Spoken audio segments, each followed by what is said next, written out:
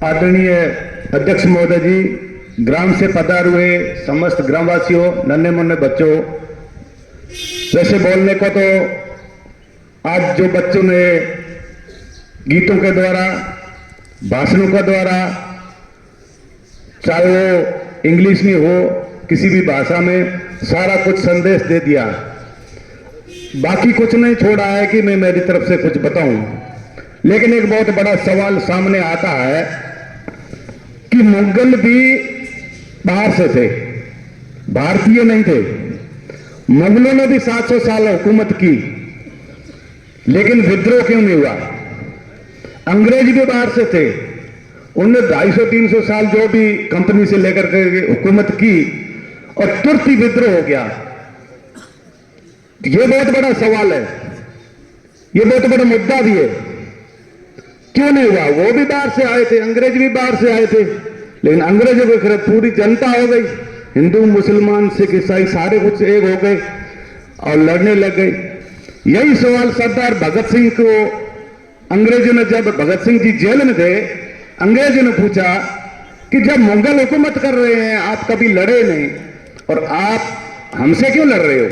हमने क्या बिगाड़ा? हमने भी कॉलेजें खोली है, रेल का भी व्यवस्था करी है, न्यायपालिका बनाई है। मुगलों ने तो न्यायपालिका भी नहीं बनाई थी, फिर हमसे क्यों लड़ते हो? तब सरदार भगत सिंह जी ने एक अच्छा सा जवाब दिया कि जब मुगल आए, बाकायदे बाहर से आए, यहाँ हुकूमत करी, तो यहाँ के ही भारतीय बन करके यहीं रहे और यहाँ ही रह करके भारतीय बन करके उन्होंने हुकूमत करी है, तो हमें उनसे कोई एतराज नहीं है। और आप यहाँ हुकूमत कर दो और हमारा कच्चा माल, हमारे जो यहाँ का प्रोडक्ट है, जो भी उत्पादन है, वो हमारा इंग्लैंड भेजा जाता है और वहां से तैयार हो करके हमें वापस भेजते हो। यहाँ अपने भाव से लेते हो और वहां आप अपने भाव से खरीदते हो और बेचते हो।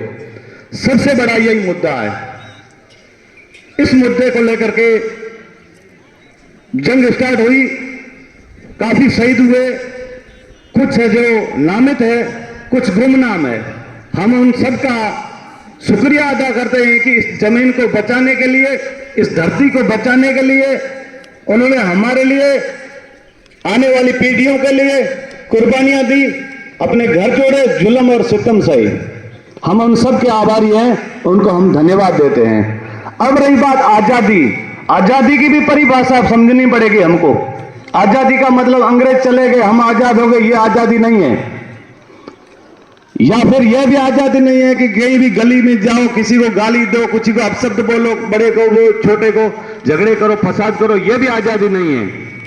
आजादी का मतलब है कि इस जमीन पर अच्छे इंसान रह करके हमारे भारतीयों को अच्छी सेवा, अच्छी सुविधा, अच्छी आजादी और सभ्य समाज को तैयार करने के लिए आजादी चाहिए।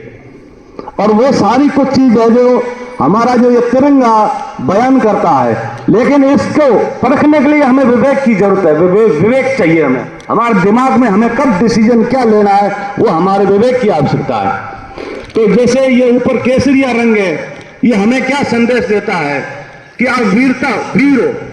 आपके जमीन पर, आपके देश पर, आपके हक और अधिकार पर कहीं भी पड़ी तो हम वीरता दिखाएंगे, हम जंग लड़ देंगे, हम कफन बांध लेंगे हमारी जमीन के लिए, हमारे अधिकार के लिए। ये केसरिया रंग हमें ये संदेश देता है। फिर व्हाइट कलर है, सफेद कलर है, ये कि हम, हमारे देश में शांति हो। शांति तब होगी जब सारी इंसानियत का पहला मुद्दा होगा कि सबसे पहले हम इंसान हैं। ये हमारा नारा है कि हम सबसे पहले इंसान हैं, हम सबसे पहले आदमी हैं और उसके बाद हमारे धर्म वगैरह सारे कुछ है। तो ये शांति का प्रतीक है, तब होगा जब हम शांति बनाकर रखेंगे। और तीसरा हरियाली, हरियाली है कि जो मतलब सुखी जीना, सुखी जिंदगी जीना। सुखी जिंदगी जीने के लिए भी हमें पैसों की हर तरक्की में, हर समाज में कदम से कदम मिला करके चलेंगे, तब जाकर के होगा। तो इस सब की बीमारी को खत्म करने के लिए एक ही इलाज है, वो है शिक्षा। अब शिक्षा में भी दो नजरिए है, शिक्षा दो नजरियों में हो गई है। एक शिक्षा, दो क्या चार ही मान लो। एक शिक्षा प्राइवेट शिक्षा, जो अपने तरीके से स्कूल खोली जा रही है और वहां बच्चे पढ़ते हैं अच्छी अच्छी फीस में, इंग्लिश मीडियम वगैरह वगैरह। 2 लाख 4 लाख 6 लाख रुपये तक 12 महीने का 15-20 हजार रुपये लाख रुपये दे देते हैं, अपने बच्चे पढ़ते हैं। और एक बच्चा पढ़ता है सरकारी स्कूल में या कुछ ऐसी संस्थाओं में, वहां बच्चा कौन पढ़ेगा? और ऊपर जो 10-20 लाख की फीस के बच्चे कौन पढ़ेंगे? ये भी एक बहुत बड़ी समस्या है। ये जो हमारे साथ कुठाराघात हो रहा है, ये भी एक आजादी की जंग लड़ने के लिए ये भी एक जरूरी है। इस जंग को कैसे लड़ेंगे? तो हथियार से, तलवार से नहीं लड़ा जाएगा। हमें जो सुविधा मौके पे मिली है उसका अच्छे से हम उपयोग करें, क्योंकि एक मंत्री संतरी या करोड़पति का बच्चा है, 15-20 लाख फीस देता है और बच्चा पढ़ता है और एक फ्री में पढ़ता है, तो यहाँ और उस बच्चे की तुलना कैसे करेंगे? हम उन बच्चों के बराबरी कब करेंगे? तब करेंगे यहाँ अपन मेहनत करके लगन के साथ हम पढ़ाई पे ध्यान देंगे, तब होगा।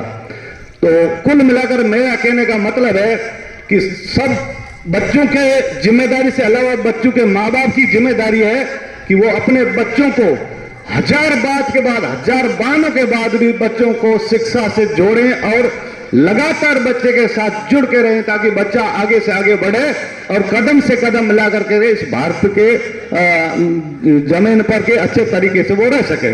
ये जरूरी है। और उसमें भी एक बहुत बड़ी समस्या है कि सुबह जब बच्चा उठता है तो बच्चे को स्कूल भेजने की जिम्मेदारी है जो हमारे युवा साथी है वो माँ पे छोड़ देते हैं। माँ को कहते हैं बच्चों तैयार कर, स्नान कराड़न, रवाना कर। अब ऐसा नहीं है। आप अगर लेडीज का काम गहनता से अगर उसको आप संभालो तो सुबह वो सबसे पहले उठती है और शाम को सबसे लास्ट में सोती है। और सुबह उठते उनको चाय पानी ये वो बर्तन वगैरह सब बकरी दूना करना, सब कचरा निकालना, राली बिस्तर इकट्ठी करना, सारा का सारा काम लेडीज का होता है। और पुरुष तो सिर्फ ऑर्डर करता है कि बच्चों तैयार करो स्कूल चले आओ। नहीं, आज से ये प्रण ले लो, तसली कर दो कि हमारे घर पे जितने भी बच्चे हैं उसको हम हमारे हाथों से तैयार करेंगे, हाथों से रवाना करेंगे। हम ना उसकी माँ को ना दादी को किसी को कुछ नहीं कहेंगे कि इस बच्चे को तैयार करो, स्नान कराओ, कपड़ा कहाँ, लता कहाँ।